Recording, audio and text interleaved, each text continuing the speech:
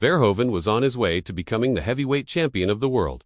That final step came in the same tournament, where he met Daniel Giga, the Wild Samurai. Giga was a man with the spirit of a katana, sharp, relentless, and unpredictable. He had promised to finish Verhoeven in the first round, vowing to dismantle the Dutchman before he had a chance to find his rhythm. But promises made in interviews are not the same as truths carved into the ring. Giga stormed forward with fury, but Verhoeven remained unshaken. His fists were sharper than any katana, his strategy more precise than any samurai's blade. Round after round, he dismantled the Wild Samurai until the judges could not deny the obvious. Rico Verhoeven was the new world heavyweight champion, but victory did not soften him. Instead, it sharpened his hunger. For Verhoeven, wearing the crown was never enough. He wanted to face the men who had carved history before him, the legends who stood like mountains at the top of the sport.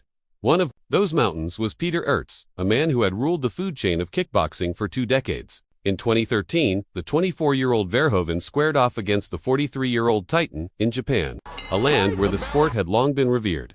The clash was more than just a fight, it was a passing of the torch, a battle between eras. Ertz came forward, with all the grit of a veteran who had seen and conquered everything, but Verhoeven was merciless. His low kicks were thunderbolts, chopping down the legend with brutal rhythm, each strike announcing that the time of the old guard was nearing its sunset. At the end of the brutal contest, Verhoeven stood victorious, a symbol of the new generation, ready to rule. The years that followed turned into a parade of violence and dominance. One by one, challengers stepped forward. Antonio Bigfoot Silva, from Brazil, a giant who traded the samba of carnival for the brutality of the ring.